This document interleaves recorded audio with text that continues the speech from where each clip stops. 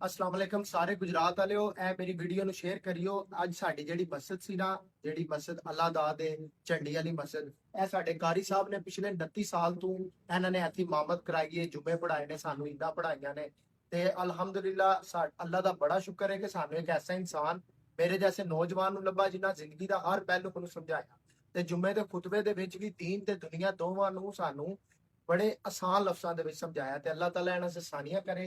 ਇਹ ਸਾਡੇ ਕੋਲ ਅਲਵਿਦਾ ਮੰਗ ਰਹੇ ਨੇ, ਲੇਕਿਨ ਅਸੀਂ ਸਾਰੇ ਰਿਕੁਐਸਟ ਕਰ ਰਹੇ ਹਾਂ ਕਿ ਤੁਸੀਂ ਹਲੇ ਨਾ ਜਾਓ। ਤੇ ਸਾਰੇ ਨੌਜਵਾਨਾਂ ਵਾਸਤੇ ਮੇਰਾ ਪੈਗਾਮ ਹੈ ਕਿ ਇਮਾਮ ਮਸਜਿਦ ਇੱਕ ਸਭ ਤੋਂ ਮੁਸ਼ਕਿਲ ਡਿਊਟੀ ਹੁੰਦੀ ਹੈ। ਬੇਸ਼ੱਕ ਅੱਲਾਹ ਦੇ ਨਜ਼ਦੀਕ ਇਹਦਾ ਬੜਾ ਅਜਰ ਹੈ, ਲੇਕਿਨ ਤੁਸੀਂ ਸੋਚੋ ਨਾ ਕਿ ਇੱਕ ਸਰਕਾਰੀ ਬੰਦਾ ਹੈ ਜਾਂ ਆਮ ਨੌਕਰੀ ਕਰਨ ਵਾਲਾ ਬੰਦਾ ਹੈ, ਉਹਨੂੰ ਸਾਲ 'ਚ ਕਿੰਨੀ ਜ਼ਿਆਦਾ ਛੁੱਟੀਆਂ ਹੁੰਦੀਆਂ ਨੇ, ਕਦੀ ਇਤਵਾਰ ਨੂੰ ਛੁੱਟੀ, ਕਦੀ ਜੁਮੇ ਨੂੰ ਛੁੱਟੀ, ਲੇਕਿਨ ਇੱਕ ਵਾਹਿਦ ਇਹ ਡਿਊਟੀ ਹੈ ਕਿ ਇਹਦੇ 'ਚ ਕੋਈ ਛੁੱਟੀ ਨਹੀਂ। ਨਾ ਬੰਦਾ ਦੂਸਰੇ ਸ਼ਹਿਰ ਜਾ ਕੇ ਰਹਿੰਦਾ ਹੈ, ਨਾ ਕਿਸੇ ਦੀ ਸ਼ਾਦੀ ਤੇ ਜਾਂਦਾ ਹੈ ਡਰਦਿਆਂ ਕਿ ਮੇਰੀ ਕਿਧਰੇ ਨਮਾਜ਼ ਨਾ ਰਹਿ ਜਾਏ। ਅਗਰ ਫਿਰ ਇਹ ਜਦੋਂ ਇੱਥੇ ਆਏ ਸਨ, ਬਿਲਕੁਲ ਨੌਜਵਾਨ ਸਨ, ਇਹਨਾਂ ਦੇ ਬੱਚੇ ਹੋਏ, ਸ਼ਾਦੀਆਂ ਹੋਈਆਂ, ਬੱਚੇ ਜਵਾਨ ਹੋਏ, ਇਹਨਾਂ ਸਾਰੀ ਜ਼ਿੰਮੇਵਾਰੀਆਂ ਅਦਾ ਕੀਤੀਆਂ, ਲੇਕਿਨ ਇਹ ਮਸਜਿਦ ਸੰਭਾਲਿਆ।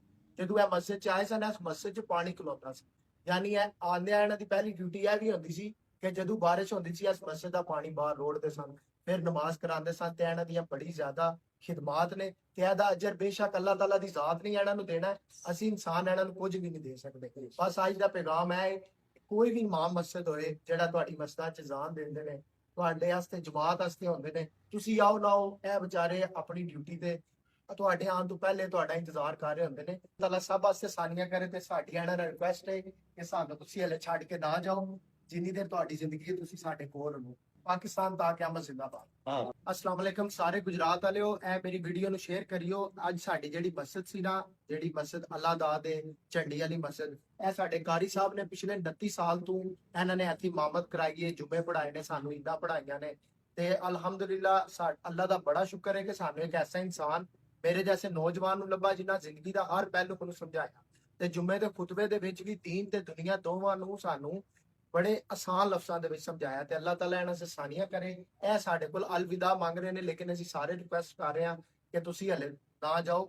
ਤੇ ਸਾਰੇ ਨੌਜਵਾਨਾਂ ਵਾਸਤੇ ਮੇਰਾ ਪੈਗਾਮ ਹੈ ਕਿ ਇੱਕ ਇਮਾਮ ਮਸਜਿਦ ਇੱਕ ਸਭ ਤੋਂ ਮੁਸ਼ਕਿਲ ਡਿਊਟੀ ਹੁੰਦੀ ਹੈ। ਬੇਸ਼ੱਕ ਅੱਲਾਹ ਦੇ ਨਜ਼ਦੀਕ ਇਹਦਾ ਬੜਾ ਅਜਰ ਹੈ, ਲੇਕਿਨ ਤੁਸੀਂ ਸੋਚੋ ਨਾ ਕਿ ਇੱਕ ਸਰਕਾਰੀ ਬੰਦਾ ਹੈ ਜਾਂ ਆਮ ਨੌਕਰੀ ਕਰਨ ਵਾਲਾ ਬੰਦਾ ਹੈ, ਉਹਨੂੰ ਸਾਲ 'ਚ ਕਿੰਨੀ ਜ਼ਿਆਦਾ ਛੁੱਟੀਆਂ ਹੁੰਦੀਆਂ ਨੇ, ਕਦੀ ਇਤਵਾਰ ਨੂੰ ਛੁੱਟੀ, ਕਦੀ ਜੁਮੇ ਨੂੰ ਛੁੱਟੀ, ਲੇਕਿਨ ਇੱਕ ਵਾਹਿਦ ਇਹ ਡਿਊਟੀ ਹੈ ਕਿ ਇਹਦੇ 'ਚ ਕੋਈ ਛੁੱਟੀ ਨਹੀਂ। ਨਾ ਬੰਦਾ ਦੂਸਰੇ ਸ਼ਹਿਰ ਜਾ ਕੇ ਰਹਿੰਦਾ ਹੈ, ਨਾ ਕਿਸੇ ਦੀ ਸ਼ਾਦੀ ਤੇ ਜਾਂਦਾ ਹੈ ਡਰਦਿਆਂ ਕਿ ਮੇਰੀ ਕਿਧਰੇ ਨਮਾਜ਼ ਨਾ ਰਹਿ ਜਾਏ।